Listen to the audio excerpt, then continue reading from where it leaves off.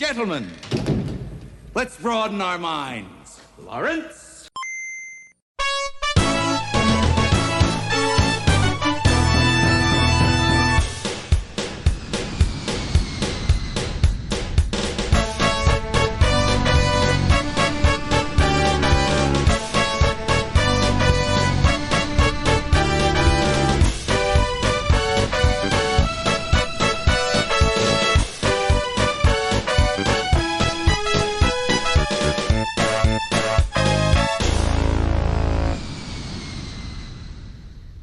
Hello everybody, it is I, DJ Sexy Lips, here with episode 26 of new Retrocore Classic Game Music. Yes, not vintage, new. I appreciate everyone checking out the vintage episodes. I was hesitant on re-uploading those because they're so old, from like 2009 through 2013.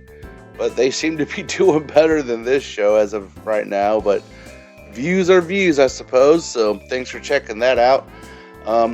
Just a quick Retrocore fun fact, I guess.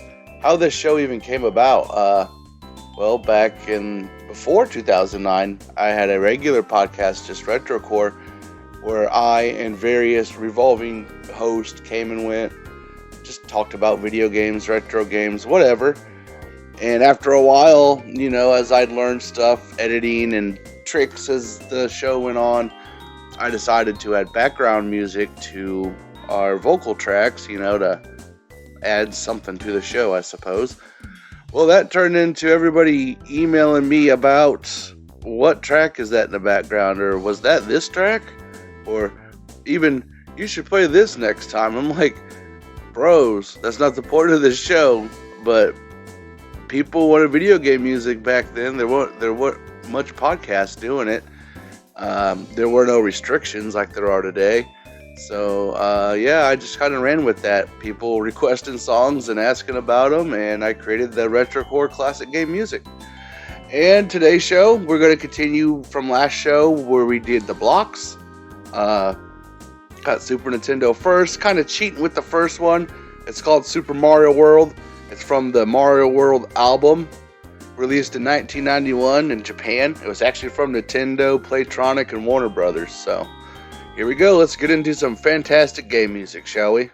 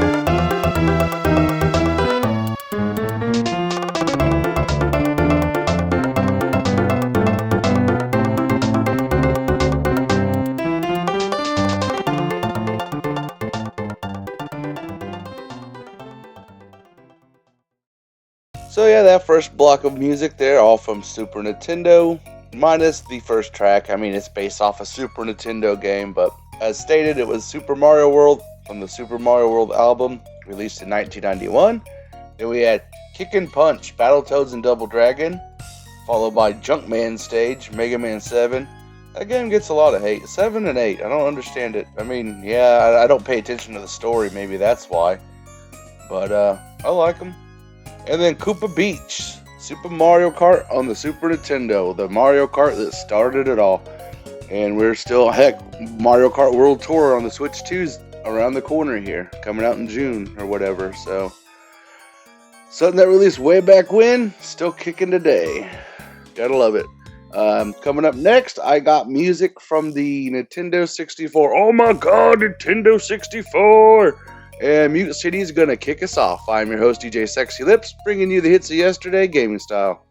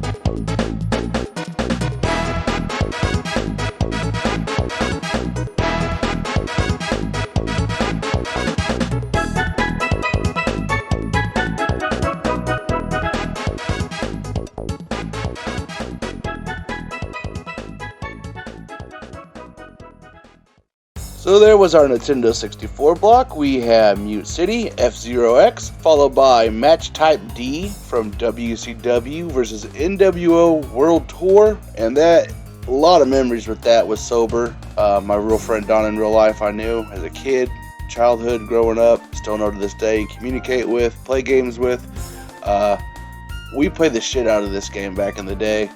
I mean, and I remember him having all the people computer controlled and setting up little tournaments and writing out brackets in a book, and this is how nerdy we were. And I didn't participate, but I liked watching him do that kind of stuff. It was pretty cool. So, you know, it's just a fun memory from back then, and just great wrestling games for the time. Then we had another one, Chemical Warfare Facility, Goldeneye 007. I don't really need to say much about that. That was probably everyone's favorite level back then. Everyone played it multiplayer. And then we had Easy Mode, Puyo Puyo Sun on the Nintendo 64. That was a Japanese game. Didn't release here, but we've had plenty of Puyo Puyo games. So, you played one, you played them all. Dr. Robotnik's Mean Bean Machine on the Sega Genesis is Puyo Puyo. So, yeah.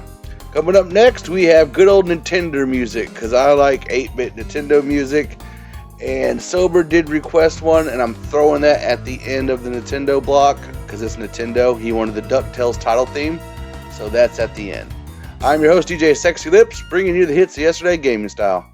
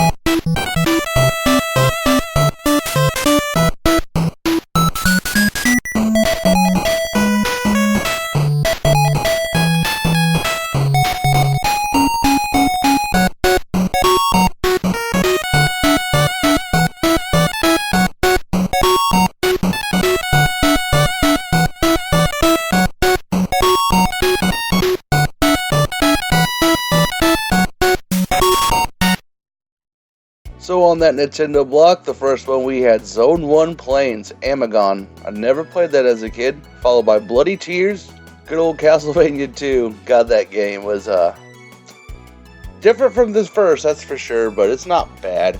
It's over-exaggerated, I know, because of the nerd. Everyone does, you know. That's a character. He over-exaggerates the stuff, but they are based on reality. You know, there's a lot of bullcrap with those games. Then we had Title Theme and Quackerjack's Bridge from Darkwing Duck. Then Stage 1, Appetizer, Panic Restaurant. That is another very expensive Nintendo game. And lastly, like I stated, Sobaer's request of DuckTales title theme from DuckTales on the NES. You know, good banger tracks. Darkwing Duck, you know, the opening title theme was on there too. No one gives that one credit. Everyone always goes to DuckTales. Or Chippendale. Chippendale needs some credit too. They had a great title theme music. Very good 8-bit renditions of their, you know, respected cartoon. Yeah. Coming up next, it's time for Mandatory Sonic. And what if Sonic 3D Blast Diamond Dust Zone was 8-bit? And what if other Sonic music was on the Super Nintendo? I wonder.